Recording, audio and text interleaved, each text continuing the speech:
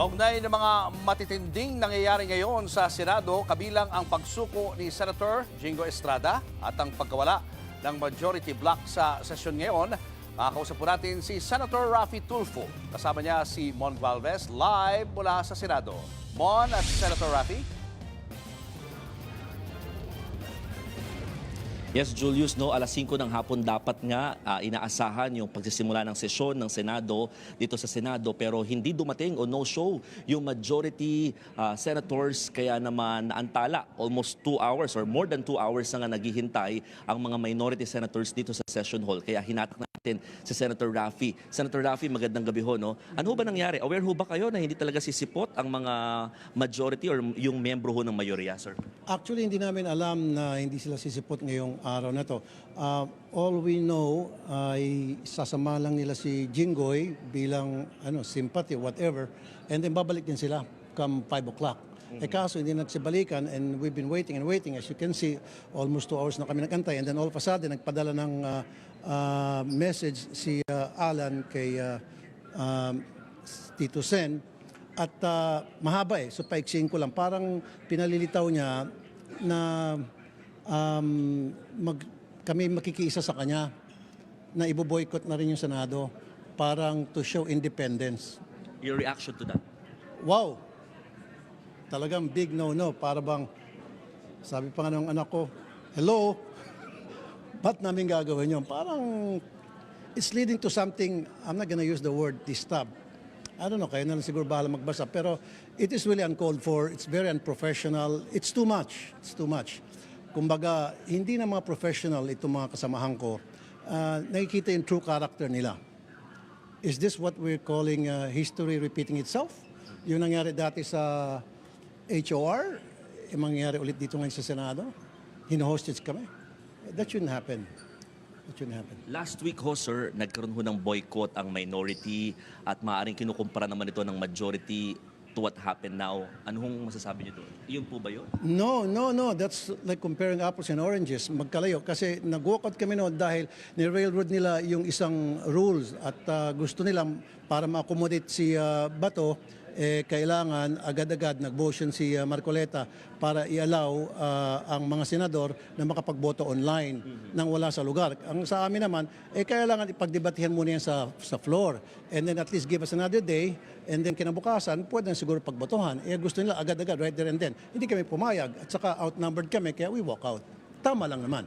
Kaysa naman makisama kami doon sa kanilang baluktot na gustong gawin. And currently, si Senator Jinggoy will be detained. So paano ho magiging status niya? Hindi na siya makakaboto at saka yung pagpa-perform ng kanyang duty? Definitely. Si Jinggoy at saka si Bato, of course, hindi na sila pareho. Si Bato nagtatago. At least kahit papaano, si Jinggoy, medyo hanga naman ako sa kanya dahil kung sumurrender, maayos, unlike yung sa isa na nanggulo muna at nagkaroon pa ng pag-iskandalo. Ayan, kaya tayo nagkakaganito ngayon because of Bato actually. Unlike kay Jinggoy, tahimik na sumurrender. So hanga ako sa kanya. Yung kanyang katapangan na para isurrender yung kanyang sarili nang sa hindi na magkaroon ng kaguluhan. Opo. Sina Julius at Cheryl ho ay nasa studio ngayon. Julius, Cheryl, si Senator Raffy ay meron ding hybrid. Baka meron kayo katanungan sa kanya. Senator Raffy, magandang gabi sa iyo. Good evening. Sabi ho ng kapatid yung si Senator Erwin, merong dalawa pang senador from majority block ang disgusted daw po sa mga nangyayari sa Senado. At sabi pa ni Senator Erwin, kakausapin sila ng minority block nitong nagdaang weekend. Meron na ho ba kayong impormasyon kung ano ang nangyayari sa usapang ito? If we're talking about dismayado, I don't think dalawa lang ang dismayado. Ilan sa mga senador na siguro dismayado sa mga pangyayari. Kaya lang, kaya lang nila ipakita dahil gusto nila makisama kay Alan or sa kanilang mga kasamaan para wala masabi. Pero makikita mo naman sa demeanor ng ilang mga senador, especially nung Wednesday na kung saan nagkaroon ng kaguluhan at makikita mo naman yung ilang senador doon, medyo malungkot, nakayuko at hindi nakisali sa bakbakan, if you will, doon sa naganap sa floor. Senator Raffy, si Cheryl po, ikukulong na yung kapwa niyo senador na si Senator Jinggoy at si Senator Bato de la Rosa naman po nagtatago. Ano ang reaksyon niyo doon sa mga nagsasabing abay ginigipit daw ang majority block? I don't think so. There's no such thing. Yung nangyari kasi dito, that's rule of law. Meron naman talagang valid na warrant of arrest, and that warrant of arrest has to be served. Kaya nga, pumunta rito yung PNP para i-serve yung warrant, at sabi ko kanina, hanga naman ako kay Jinggoy kasi mahinaw na sumurrender siya kaysa magkaroon ng kaguluhan. So walang pagigipit mula sa amin. May kaso siya, and then yung kaso niya, dumating sa punto na nilabasan siya ng warrant, at yung warrant sinerved. Or Senator ginigit daw po Raffy. yung majority itself. No, wala. Kung tutusin, kami dapat ang gigipitin kasi kaming minority. Kami manggigipit sa majority. How can that happen? Outnumbered kami para manggipit sa kanila. Senator Raffy, ano po ang posisyon nyo dito po sa Blue Ribbon Subcommittee na pamumunuan daw po ni Senator Marcoleta? Kayo po ba ay tututol dito? Ito po ba ay dadaan pa sa plenaryo? Well, yung pagpapatuloy sa investigasyon sa Blue Ribbon Committee, okay sa akin yon. Wala tayong problema doon. Ang problema lang, para sa akin, personal, bakit kailangan pang i-subcommittee, isa-subcom kay Marcoleta? Bakit hindi ba capable and able si Senator Pia bilang isang lawyer para siya yung mag-preside sa committee, sa Blue Ribbon? Bakit gano'n nangyari? At saka isa pa, kailangan i-convene muna yung Blue Ribbon. Kailangan yung committee, kailangan i-define muna kung sino-sino yung mga members. Nilagay nga yung pangalan ni Senator Lacson. Kanina nag-uusap kami. Bakit nilagay yung pangalan ni Senator Lacson? Sabi niya, I wasn't consulted about that. In fact, hindi pa yun napag-usapan sa plenary. So, bakit all of a sudden, hindi pa kami nag-convene, all of a sudden, agad-agad, magbo-Blue Ribbon hearing agad. At subcommittee at that. At hindi pa rin yan pinag-uusapan sa floor. Senator Raffy, kanina doon sa statement ni Senator Jinggoy, may nabanggit siya tungkol sa pinopropose daw na parang ex-deal, no? Na kapag lumipat sa minority, ay yung mga kaso ay lulusot na. Kumbaga, kakalimutan na yung mga kaso. Are you aware of such parang proposal na ino-offer sa mga miyembro ng majority? Hindi ako aware na merong ganong klaseng pag-uusap. Wala akong narinig na ganong klaseng pag-uusap. Every now and then, nag-uusap kami ng minority, ng mga kasamahan ko sa caucus, pero never na mention yan na kailangan merong isang kasama tayo, makikipag-ex-deal or deal na dapat lumipat sa amin. Kung hindi, makakasuhan sila. There's no such thing. Katang-isip lang siguro yon nila kung sino man yon. Senator Raffy, habol ko na lamang dahil nga ano na ang mangyayari dito sa sesyon kung hindi sumipot nga kanina yung majority block? Tingin nyo magkakaroon pa rin maya-maya or sa ibang araw na itong itutuloy? Well, I don't know kung ano yung plano nila, pero naka-ready naman kami. Definitely papasok kami tomorrow hanggang Wednesday. Ito nga, Sheryl, ang nakakalungkot, yun nga, si Senator Alan Cayetano, si SP Cayetano, nagpadala sa message kay Senate Minority Leader namin, kay Tito Sen, na parang gusto niya i-boycott namin ng Senado. Why would we do that? Just because meron isang kasamaan kami na sinusunod lang kung ano yung rule of law, kailangan siya mahuli, i-serve yung warrant. Gusto niya pati kami mag-boycott kasi sinasabi niya dapat magkaroon daw independence ang Senate. So hindi ko maintindihan yon.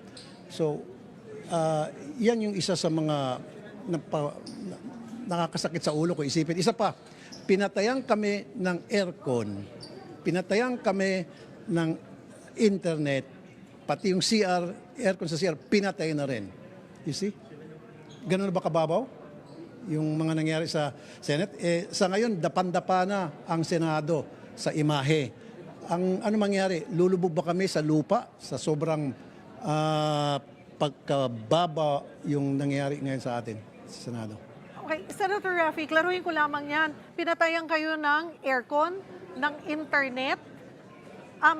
Sino po? Lahat ng minority? Yeah, sa plenary. Plenary. Sa plenary hall. Kasi wala namang any member of the majority doon kanina So lahat kami 11, nandun kami sa floor.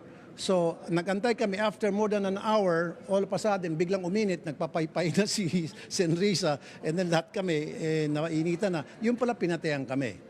And then gusto namin gamitin yung internet, pinatayan na rin, wala na rin. So pumunta yung ilan sa amin sa CR, wala na rin, mainit na rin. Ano po So ang talagang sinadya yung tingin nyo po ginawa nilang sinadya mga or move. pinaimbestigahan nyo ba ano ang rason bakit kayo walang aircon, walang internet?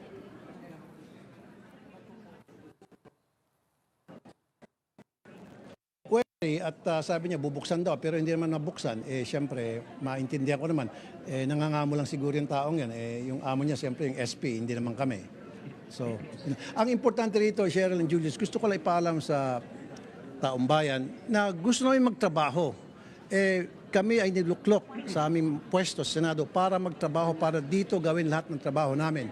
Kaso, yung majority, mukhang meron natin sila ibang agenda. Isa pa, naawa ako sa tatlong general na nag-aantay na ma-confirm sa CA. By Wednesday, pag hindi sila ma-confirm, then mag-return na lamang sila kawawa dahil hindi sila mapopromote, yung rango nila steady lang. So kawawa itong tatlong generals. Huli ko na lamang po, Senator Raffy. Dahil sa kaguluhan, pati sila nadamay.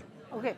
Panghuli na lamang po from my end, Senator Raffy. Ngayon, kung titingnan natin, ang bilang ng minority ay 11. So, ang majority, 13, pero wala na si Senator Bato at si Senator Jinggoy. So, 11-11. Paano mangyayari ngayon? Paano makakapagtrabaho, magiging productive ang Senate with these numbers? That is correct. Well, we're hoping na nakita siguro mga ilan sa mga taga-majority na yung pangyari na dismayado na, maaaring may lumipat kusa, pupunta sa amin at magsabi, gusto ko nang sumama dyan sa inyo kasi magulo itong mga kasamahan ko sa majority. Will you accept it? Of course, with open arms. Come to us para makabuo na kami ng 13. Ilan po kaya yun? Nang walang pressure, nang walang pananakot na sinasabi nila. I don't know, maybe 2, 3, 4, 5, 6, 7, I don't know. Let's see. Dahil may mga lumabas po na Pero balita. one thing for sure, Opo, this go I ahead. can tell you. This I can tell you, merong iilan na dyan sa majority na dismayado, na hindi lang umiimik. Hindi lang sila makapag-voice out. Pero makikita naman sa kanilang body language na ayaw nila yung mga nangyayari, ayaw nilang masama doon sa mga kaganapan na hindi katanggap-tangkap sa taong bayan. But wala lang silang lakas loob na mag-voice out. They're just probably waiting for the time. Timing lang siguro. At tama rin po ba yung mga... Kailan darating yung timing na yun? Senator Raffy, at tama rin po ba yung mga balita, may mga lumabas po ba kasing balita na ang you're eyeing, ang Senate po, ang susunod na kung magkakaroon ng change ng leadership ay si Senator Win Gatchalian ang kinukonsidera na maging susunod na Senate President? That is correct. That is correct. Pinagbubutuhan namin ng lahat. Lahat kami, isa lang ang boses na si SP Gatchalian o Win ang maging Senate President. Alright, thank you so much. Kung sakasakali, kung makakuha kami ng numbers, kung kami naging 13, so si SP Gatchalian. Thank you so much. Senator Raffy Tulfo at Mon Gualvez, maraming salamat. Mga kapatid, Julius Babaw po. Para sa komprehensibo at makabuluhang balitaan at talakayan, mag-follow at mag-subscribe na sa social media pages ng News 5.